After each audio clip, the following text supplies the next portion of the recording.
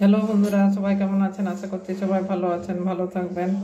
তো cooking with সুনিতার চ্যানেলে আজকে এই যে দেখুন, এখানে একটা বড় বেগুন আছে। বেগুনটা মোটামুটি 500 মতো হবে, অনেক বড় আছে, দেখে বুঝতে পারছেন কি না জানি না।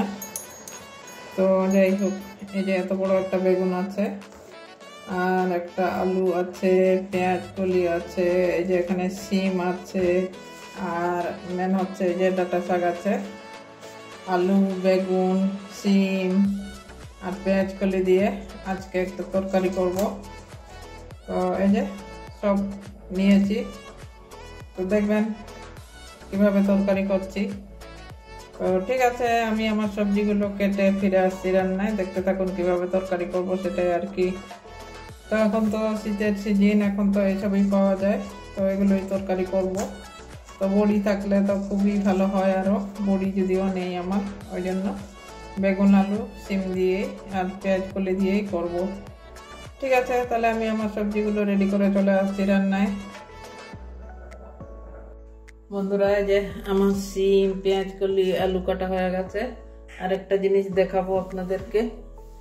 তো এই যে বেগুনটা, এত বড় বেগুনটা আমি আগে কেটে দেখলাম।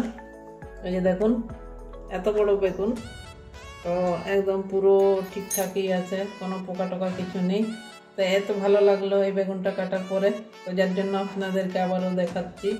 এই যে এইটুকুন পোষণ নেবো, ওই আরেক ভাগটা রেখে দেবো, অন্য কিছু করে খাবো। তো ঠিক আছে, এটাও কেটে নিচ্ছি, ওই ডাঁটা শাক দিয়ে করবো। সত্যি বেগুনটা এত ভালো, এই যে দেখুন একদম মানে কোনো রকম পোকা নেই, কিছু না, একদম ঠিকঠাক আছে। আর এক এক সময় এক একটা বেগুন এমন পড়ে যায়, পোকা হয়ে যায়, তখন মানে লস, নিজেদেরই লস আর কি। তো ওই মানে একটা বেগুন দুভাগ করলাম, দুভাগের এক ভাগটা নিচ্ছি, কেটে কেটে নিচ্ছি। ঠিক আছে, এই যে বেগুনটার জন্য আপনাদেরকে আবারও দেখাতে চলে এসেছি। তো ঠিক আছে, এবারে ধুয়ে নেব, তারপরে রান্নায় ফিরে যাব। বন্ধুরা, গ্যাস ধরিয়ে নিচ্ছি, ডাঁটা শাকটা রান্না করব।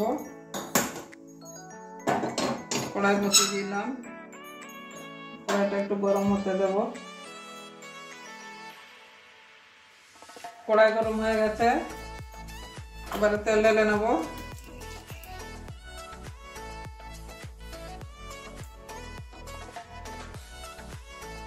অল্প তেলে রান্না করব, বেশি তেল দিচ্ছি না।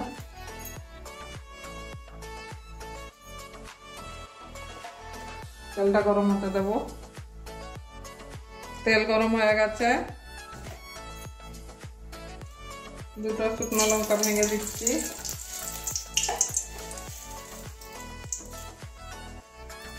পাঁচ ফোড়ন দিচ্ছি,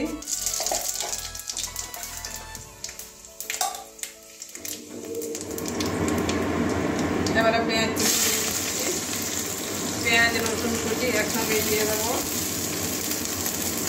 এখানে পেঁয়াজ আছে, রসুন আছে, দুটোই একসঙ্গে দিয়ে দিলাম। এবারে ভালো করে ভেজে নেব।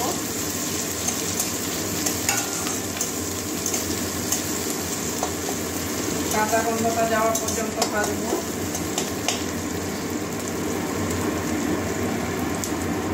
সব কিছু ভাজা হয়ে গেছে, পেঁয়াজ রসুন আমার।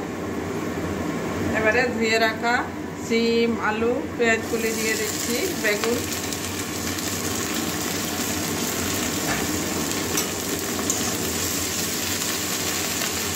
বেগুনটা আমি নুন মাখিয়ে রেখে দিয়েছিলাম আলাদা। এই যে জল টিপে টিপে সব বের করবো।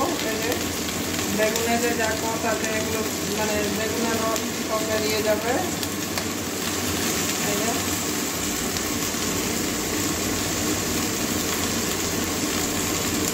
অনেক তো বেগুনকে অ্যালার্জি হয়, ওই জন্য বেগুনটা এইভাবে আমি মাখিয়ে রেখে দিয়েছি। আমারও নিজেরও অ্যালার্জি হয়, বেগুনটা সহ্য হয় না। এই যে এবারে জলটা টিপে টিপে দেখুন বেগুনের থেকে কত কষ বের করলাম।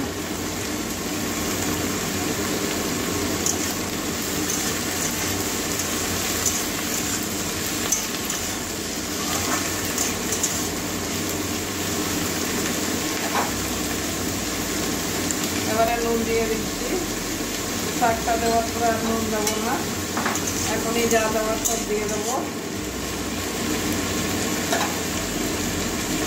হলুদ দিয়ে দিচ্ছি পরিমাণ মতো,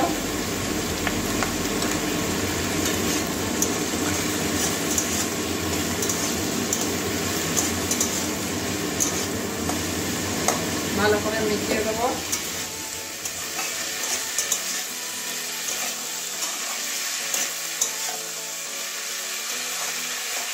এবারে ঢাকা দিয়ে এগুলো হাফ সিদ্ধ করিয়ে নেব। শাকটা পরে দেবো, আর কিছু দেবো না, জিরে ধনে সব আর কিছু দেবো না, এগুলোই দেবো। লাস্টে রসুন দিয়ে দেবো থেতো করে। এবারে ঢাকনাটা খুলে নিচ্ছি। আমার বেগুন আলু কতটা সিদ্ধ হয়েছে আমরা দেখি, আলুগুলো সিদ্ধ হয়েছে কিনা। এই যে একদম সিদ্ধ হয়ে গেছে আলু, বেগুন তো সিদ্ধ হবেই। দেখুন সব সিদ্ধ হয়ে গেছে, মানে একটু সিদ্ধ হবে আর কি।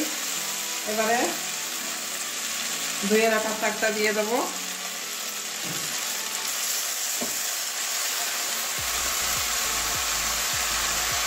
এমনিতে ডাটা শাক ভাজলে তো অল্প অল্পখানি হয়ে যায়, তো এরকম ভাবে রান্না করলে একটু বাড়ে আর কি শাকটা। এগুলো তো ডাটা শাক কচি কচি তো একদম নরম হয়ে যায়, তো এক আটিতে মানে এক আটি দুজনের ঠিক আছে। যারা শাক পাতা ভালোবাসে তাদের দুজনের জন্য ঠিক আছে। ওই জন্য ভাবলাম আজকে এসব দিয়ে রান্না করলে একটু তরকারিটা বাড়বে আর কি।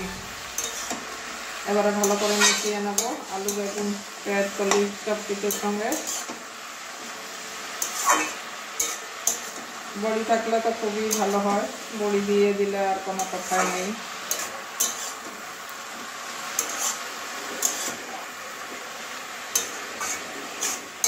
ভালো করে মিশিয়ে নেব, নুনটা দেখে নেব।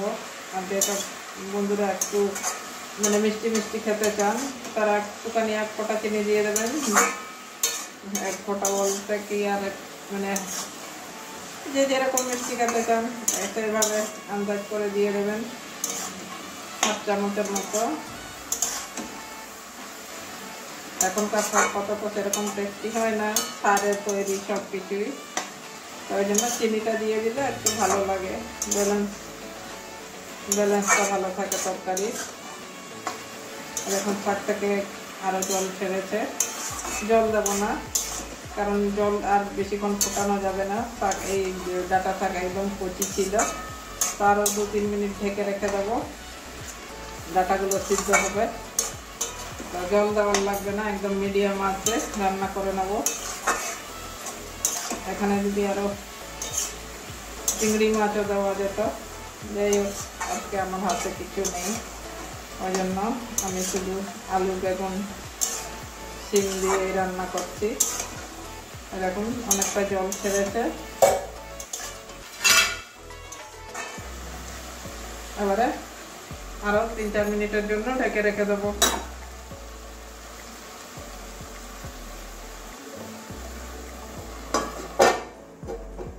ঠিক আছে, 3-4 মিনিট পরে আবার ফিরে আসছি। এবারে ঢাকনাটা খুলে নিচ্ছি। আমার ডাটা শাকের তরকারিটা প্রায় হয়ে গেছে। এবারে রসুনটা ঘষে নিয়েছি, রসুন ঘষাটা একটু দিয়ে দেবো।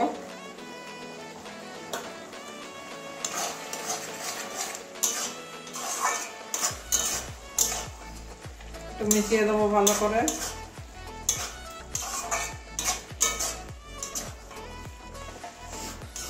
বন্ধুরা আর একটা কথা বলে দিই আপনাদেরকে, একটুখানি জল দিয়ে দেবেন।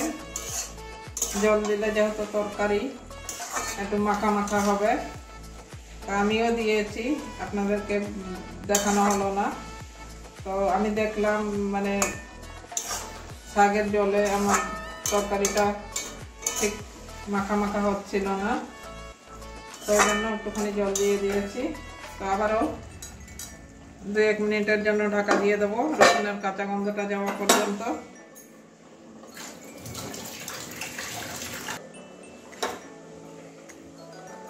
আবারও 1-2 মিনিট পরে চলে এসেছি, রসুনের কাঁচা গন্ধটা তখন চলে গেছে। দেখুন তরকারি আমার একদম কমপ্লিট হয়ে গেছে।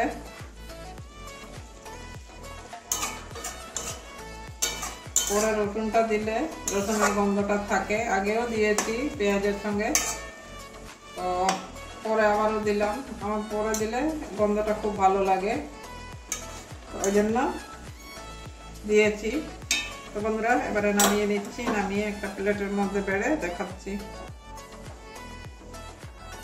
তো বন্ধুরা দেখলেন এই যে ডাঁটা শাক, বেগুন, শিম, পেঁয়াজকলি এসব দিয়ে রান্না করলাম। তো অবশ্যই আপনারা একদিন বাড়িতে এইভাবে বানিয়ে খাবেন।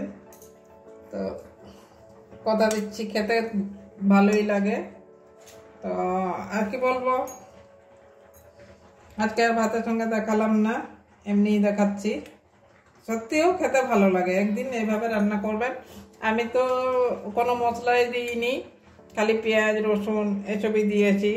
তো আপনারা চাইলে এখানে ধনে পাতাও দিতে পারেন, আদা বাটা, জিরে বাটা, ধনে বাটা সব কিছু দিয়েই করতে পারবেন, কোনো অসুবিধা নেই।